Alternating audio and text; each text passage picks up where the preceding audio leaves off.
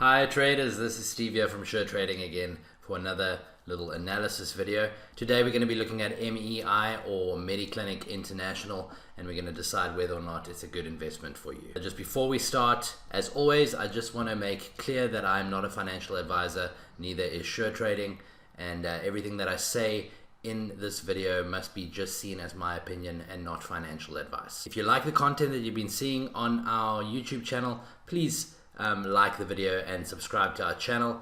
If you look down in the links below, there are links to our website where you can get more information on the services we offer. You can also get a demo or a live platform through Velocity Trade, as well as joining our free Telegram channel where we share tips, advice, and trading ideas. So without wasting any more of your time, let's get straight into the analysis.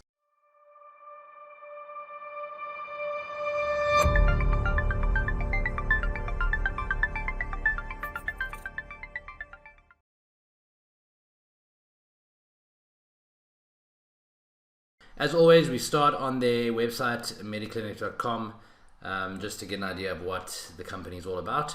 Mediclinic is a diversified international private healthcare services group founded in South Africa in 1983. It now has divisions in Switzerland, Southern Africa, which is South Africa and Namibia, and the UAE.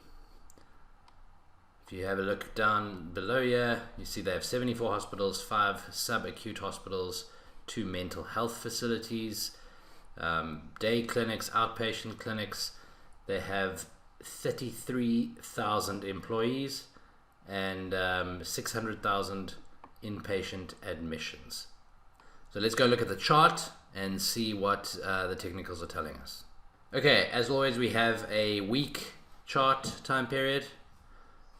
This chart goes all the way back to 2016, around May 2016. The reason it only goes back that far is because there was a big merger back in 2016, and they relisted on the stock exchange. Then they're a dual listed company, so they also listed on the London Stock Exchange. So we started off in 2016 at around 207 Rand per share. Since then it's pretty much been going down quite a lot. And if you see, we're at a very sort of flat level, currently trading at 68 Rand per share, which is pretty much almost as low as it's gone in the last 5 years. Quite a strong level down here, where it's currently sort of bouncing around. Okay, so let's go look at the fundamentals, see what's happening with the financial aspects of the company. So as always, we look at the past performance of the stock to see how its revenue and earnings and cash flow have been looking. So let's take a look at the revenue first. As mentioned a little earlier in the video, this is a dual listed company, so all the figures are listed in British pounds on these charts. So their revenue has been growing quite nicely since 2015. We started off in 2015 at about 1.9 billion pounds per year, and it's grown quite steadily up to September 2021, and we're at 3.165 billion pounds per year. Their earnings are not showing as great a picture. Back in 2014, they had earnings of 220.7 million per year. Had a steep decline here in 2018 when they were running at a loss of 610 million pounds per year. Rose again up to about 120 million, down again to minus 414 million, and currently they're at about 118 million pounds per year. If you add the revenue back in there, you'll see the profit margin.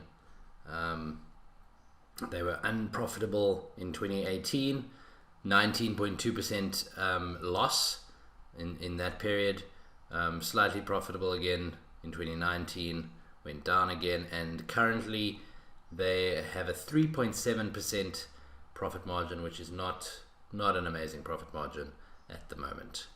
Next thing we do is we look at the debt to equity ratio of the company.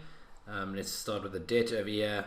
At the end of 2014, they were about $1.64 billion in debt.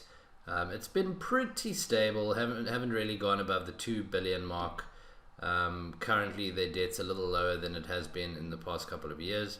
We're sitting at about 1.8 billion pounds in debt.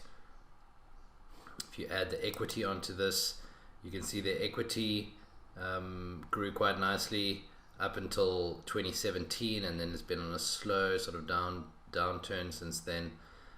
Currently their debt to equity ratio is 57%, with their equity being 3.16 billion pounds, which is not a great debt to equity ratio. It's rather high. Let's just have a look and see what these notes below here say. Yeah, as I was saying, its debt to equity ratio is considered high. It's increased from 50.5 to 57 over the past 5 years.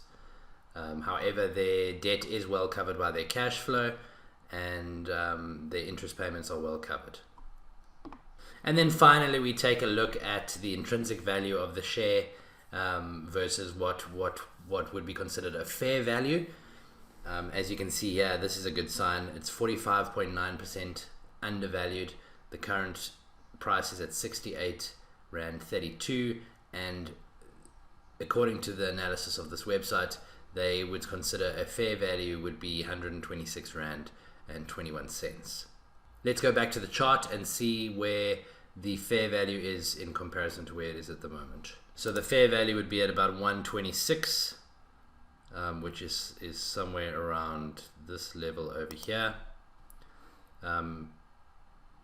If you have a look at the past here, this is pretty much a resistance level, which coincides with the fair value of 126 Rand per share.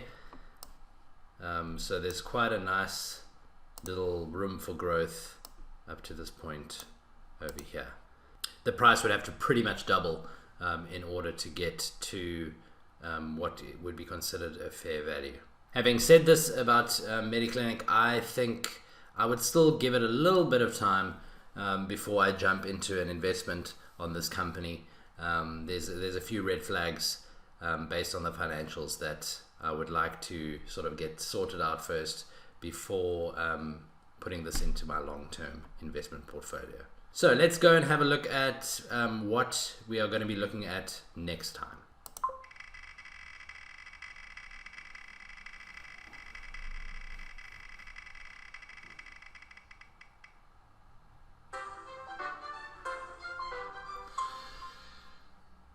So there you go. Next time we'll be looking at Pick n Pay. We've already looked at Spar Group and also ShopRite Holdings, so it'll be a good comparison to see what Pick n Pay is doing. We hope you enjoyed the video. If you would like to get in touch with us, all of the links are in the description below, and we hope to see you in the next video. Cheers.